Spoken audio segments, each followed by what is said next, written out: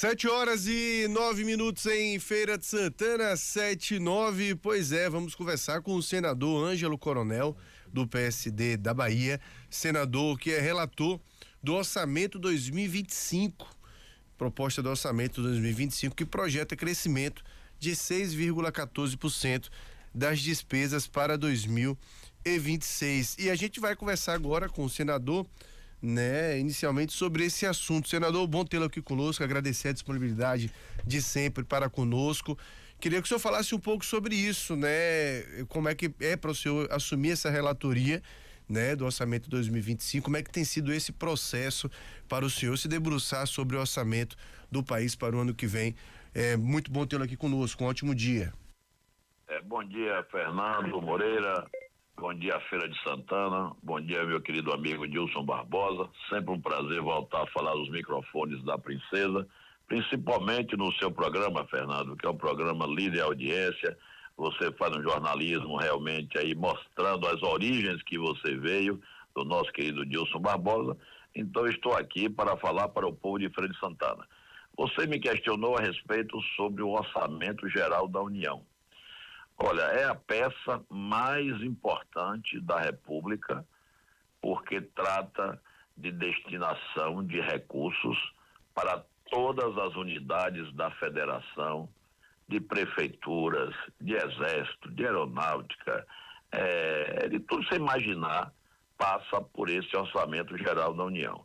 Eu tive a grata satisfação de ter sido indicado por unanimidade por todos os partidos que compõem o Congresso Nacional, ou seja, todos os deputados da Câmara dos Deputados, senadores que também compõem o Senado Federal, todos que participaram da reunião, nos indicou para que eu fosse o relator desse ano 2025.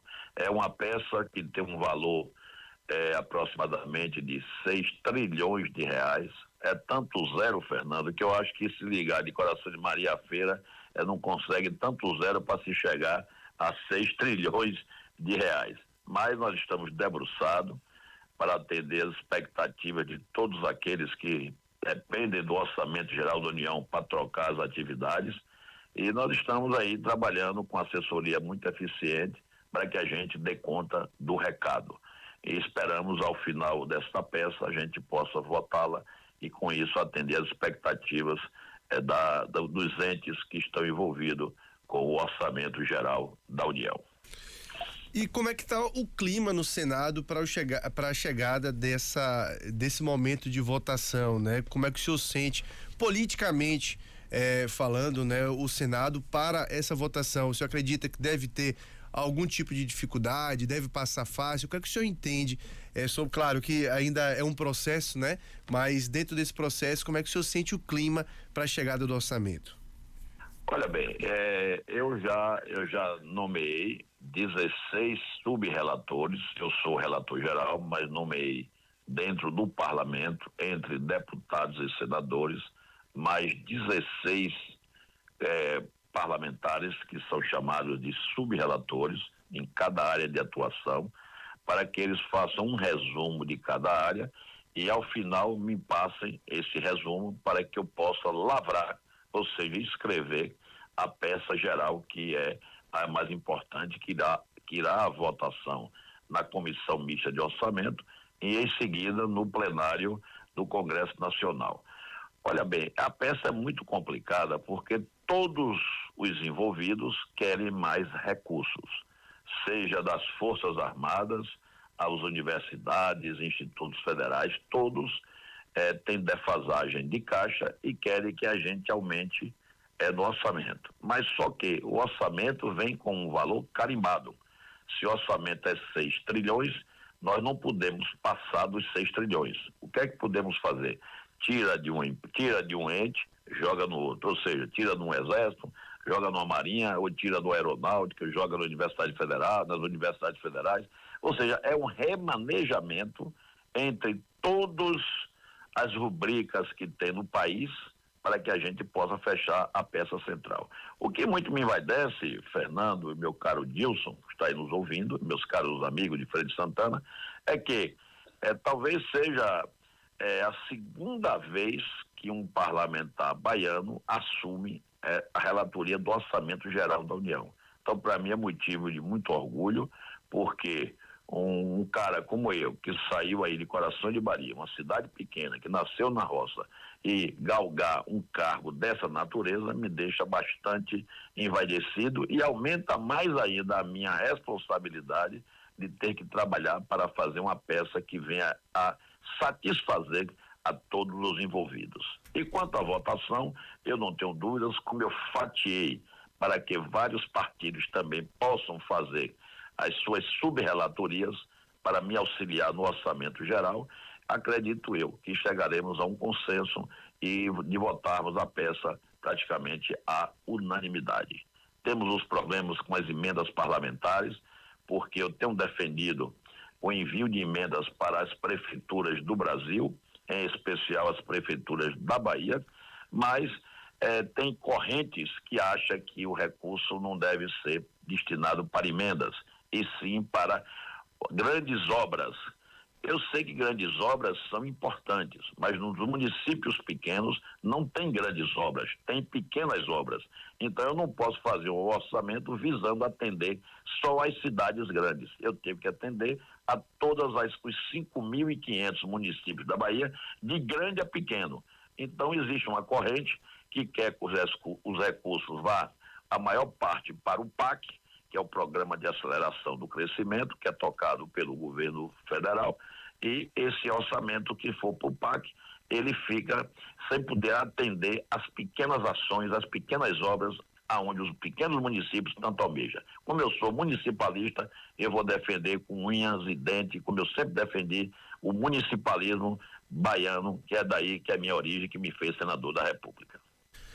E dentro desse cronograma, senador, quando que o senhor acredita que a gente deve ter a votação do orçamento? Quando que o senhor acredita que a gente chega aos momentos finais dele? Olha bem, o prazo final será dia 19 de dezembro. É uma quinta-feira, é o último dia, vamos chamar assim, do período parlamentar, que a partir do dia 19 o Congresso entra em recesso e só vota em 1º de fevereiro.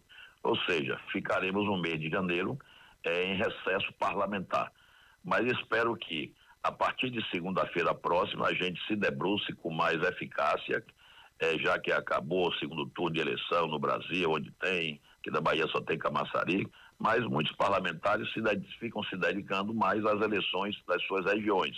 E como temos segundo turno em várias cidades do Brasil, nós não estaríamos com a composição total da comissão. E a partir de segunda-feira estaremos com essa composição total, já que as eleições irão chegar ao final agora nesse domingo. Então, esperamos aí, nesse correr de novembro, começar a fazer as discussões, as audiências públicas, ouvir a todos que realmente dependem do orçamento para as suas sobrevivências fiscais e contábeis, e a partir de dezembro a gente começar a alinhavar as votações parciais, porque é uma peça muito grande e que vai ter realmente muita discussão a nível nacional, e com isso espero estar com essa peça pronta, repito, no dia 19 de dezembro, para que a gente coloque ela para votação. Caso não vote, ela pode ser votada na volta do recesso, mas aí há um prejuízo para o governo da União e para todos os entes, porque aí o governo só vai poder aplicar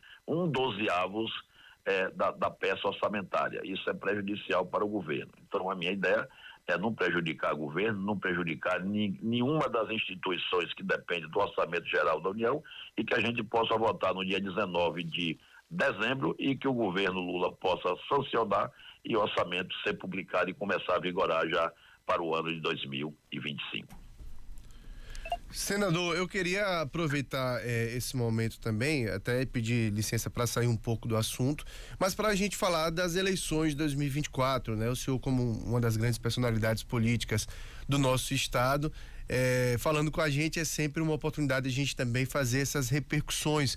Como é que o senhor entendeu as eleições em 2024? Sobretudo o partido ao que o senhor faz parte, no PSD, um partido que nos últimos anos tem tido uma quantidade grande de prefeituras. Como é que o senhor entendeu o desempenho do partido nesse ano e do grupo político ao qual o senhor faz parte de um modo geral? Olha, Fernando, a pergunta muito interessante. O nosso partido PSD, o 55, pela segunda vez, é o maior partido da Bahia. Nas eleições de 2020, nós elegemos 105 prefeitos dessa Bahia fora. Na eleição desse ano, nós fechamos com um aumento, fomos para 115 prefeitos. E fora os 115 que são filiados ao PSD 55, nós temos mais 58 prefeitos que se elegeram por outras siglas, mas estão já de mala arrumada para ingressar no PSD no correr agora do ano de 1900, ou no ano 2025. O crescimento do PSD é muito fácil de ser explicado, porque a gente trata todos os prefeitos e as lideranças da Bahia como se fosse uma irmandade, com grande amizade, não tem o distanciamento. Coronel é senador, outro é senador, então a gente tem que estar como se fosse num pedestal e lá de cima querendo enxergar as pessoas abaixo. Não é assim. A gente enxerga todo mundo no mesmo nível, temos que tratar as prefeituras como se fosse realmente da nossa própria cidade. Hoje os prefeitos pequenos do Brasil sofrem muito por falta de recursos, a Bahia não é diferente. Então sempre a bancada federal da Bahia, composta com 6 deputados federais, a bancada estadual, composta por 9 deputados estaduais, o Senado da República, das 3 vagas, hoje nós temos 2, mas o partido todo é o maior partido do Brasil, com 15 senadores. O PSD é o maior partido do Brasil em número de prefeituras, chegando a casa já de 872 prefeituras no Brasil. Então é o maior partido que é o fiel da balança de qualquer eleição que venha acontecer no Brasil e também no estado da Bahia. Aqui na Bahia nós temos uma aliança com o governo do estado já há um bom tempo, esperamos manter essa aliança, mas evidentemente que o governo do estado, o partido que lidera a chapa majoritária, tem que respeitar o espaço do PSD, porque se o espaço do PSD não for respeitado, essa aliança pode ser fragilizada, pode ser rompida, porque no time que não joga, Fernando, não tem torcida, e nós não podemos admitir que o PSD, como o maior partido do estado da Bahia, não tenha uma posição de destaque numa chapa majoritária no ano de 2026, que inclusive a gente arbitre qual é o nosso espaço, porque o espaço é governador, vice-governador e 2 vagas de senadores. Como eu sou candidato à reeleição ao Senado, estou falando aqui que Ângelo Coronel, que vos fala, é candidato à reeleição, eu espero que o partido do governador respeite o espaço do PSD, porque caso não venha respeitar, significa que eles não querem continuar a aliança com a gente. Aí cada um toma o seu rumo de acordo com as suas devidas conveniências. Mas enquanto isso, estamos trabalhando para ajudar todos os prefeitos da Bahia, independente de partido, alocando recursos na área de saúde, na área da educação, em obras de infraestrutura. É por isso que o PSD cresce, porque a gente tem um olho bem focado, com a lente, com um grau bem elevado, para olhar cara a cara e ver e ouvir quais são as necessidades dos municípios da Bahia e com isso a gente alocar recursos para dar um alívio nos cofres das prefeituras baianas. Pois é, e dentro desse assunto, eleições 2026 já também, senador, afinal de contas a gente sabe, né, a política é muito dinâmica, termina a eleição a gente já começa a projetar outra. O senhor falou aí candidato à reeleição e é algo muito natural, afinal de contas, né, vai chegando ao final um mandato daqui a 2 anos e é natural que o senhor tente a reeleição. Aí tem o senhor e o também senador Jacques Wagner, né, nessa iminência da tentativa de reeleição. Dentro das discussões. Só para ilustrar aí, Ângelo, porque Rui Costa deu uma declaração ontem a um determinado site e programa de rádio em Salvador que deseja ser candidato ao Senado. Então aí emplacaria aí 3 nomes, né? Para de 3 e de 2. É exatamente isso que eu ia questionar ao senador. Como é que estão as discussões nesse sentido, né? Porque o senhor, inclusive, reafirmou candidato à reeleição e é algo muito natural, só que são 2 vagas e se coloca no tabuleiro aí 3 figuras. Como é que tem se discutido algo nesse sentido? O que é que tem sido debatido entre o grupo político? Olha bem, Fernando, meu caro Dilson, meus caros ouvintes da Princesa. Eu sempre digo, as pessoas dizem, Ângelo Coronel, tem hora que é ríspido, tem hora que quer impor. Eu não quero impor nada e não sou ríspido. Eu defendo o espaço do nosso partido. Se hoje são 4 vagas na chapa majoritária, repito, governador, vice-governador e 2 vagas de senador. Hoje tem senador que vai disputar a reeleição, Ângelo Coronel e Jacques Wagner. Rui Costa, eu também li a matéria, tem vontade também de disputar o Senado. Mas eu acho que a Bahia sabe e analisa que é muito difícil de 4 vagas, um partido ter 3 vagas. Então, como está se desenhando, o PT quer ficar como a candidatura de governador, a reeleição de Jerônimo, ainda quer a reeleição de Wagner, ainda quer a eleição nova de Rui. Ou seja, sobra o quê? A vice. A vice é do MDB, é um direito constituído, é do MDB. Ou seja, então o PSD, que é o maior partido da Bahia, vai ficar de fora de disputar o Senado. Eu acho que o PSD vai ter que se reunir e decidir quem é que vai ser o candidato deles. Se vai ser Rui ou se vai ser a reeleição de Jacques Wagner. Eu defendo a reeleição porque é um direito constitucional. Porque se a gente ficar excluindo, significa, repito, que eles não querem aliança com o PSD. Aí cada um procura tomar o seu rumo. Quem sabe até eu posso sair carreira solo, porque a eleição de senador, ela é uma eleição desgarrada. Ela é uma eleição que não depende da chapa de governo. Aliás, da candidatura de governo. Você pode ter um candidato a governador e você pode ter 3, 4, 5 candidatos a senador de partidos diferentes. Mas uma coisa eu garanto a vocês, só se a vida, se Deus não me der vida, não me der saúde, que eu deixarei de disputar a reeleição em 2026.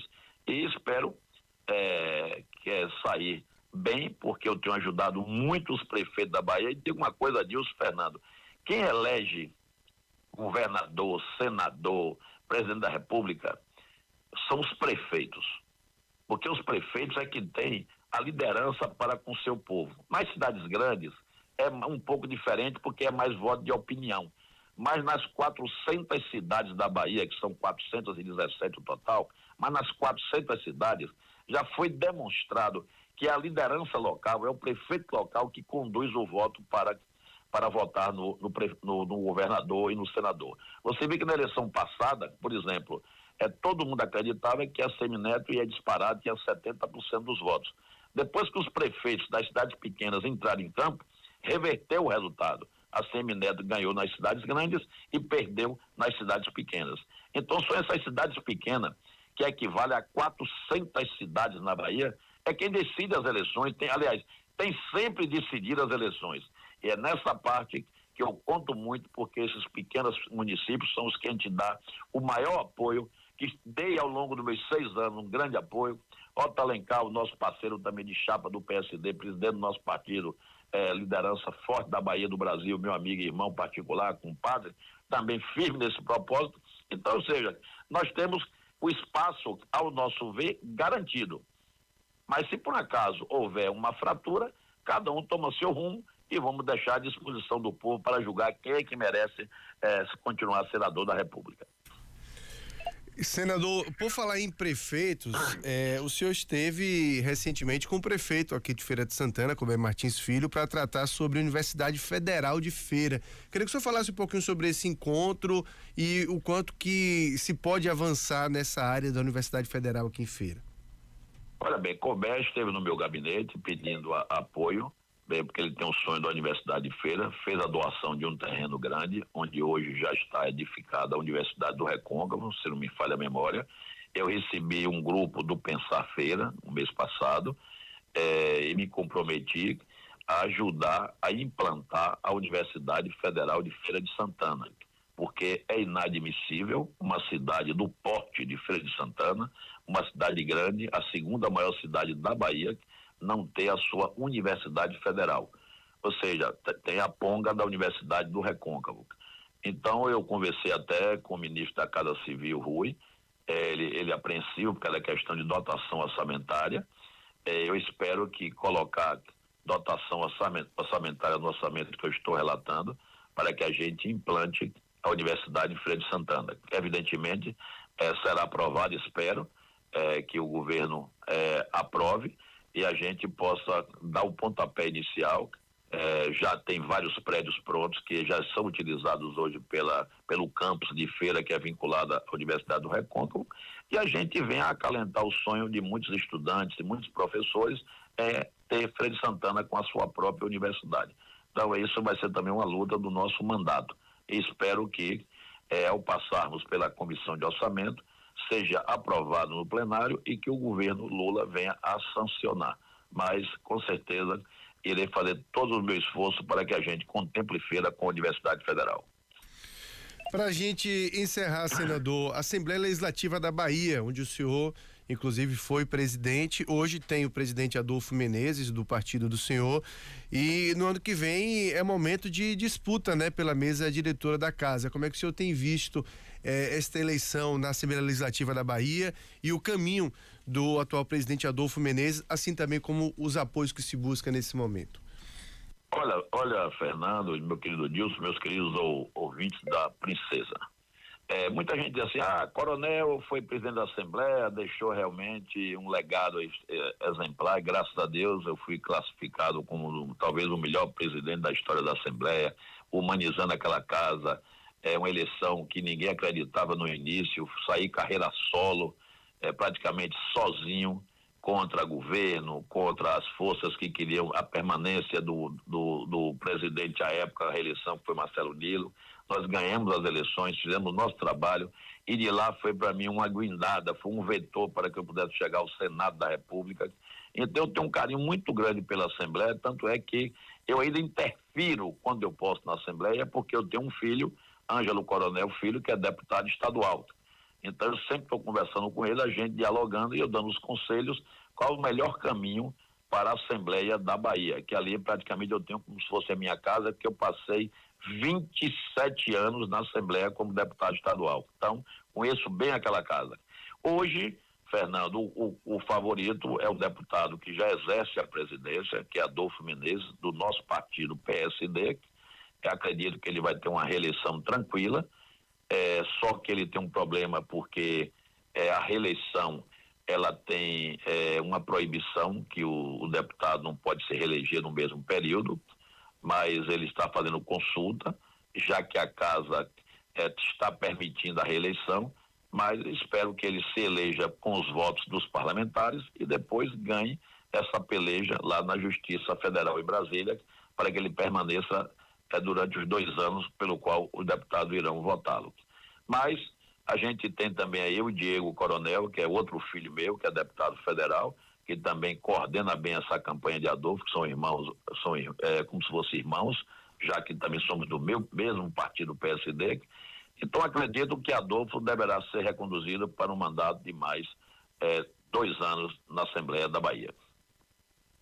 Senador, quero agradecer a disponibilidade de sempre do senhor para conosco, né? Desejar um ótimo dia, dizer que nossos microfones estão à disposição. Muito obrigado pela entrevista, até a próxima oportunidade.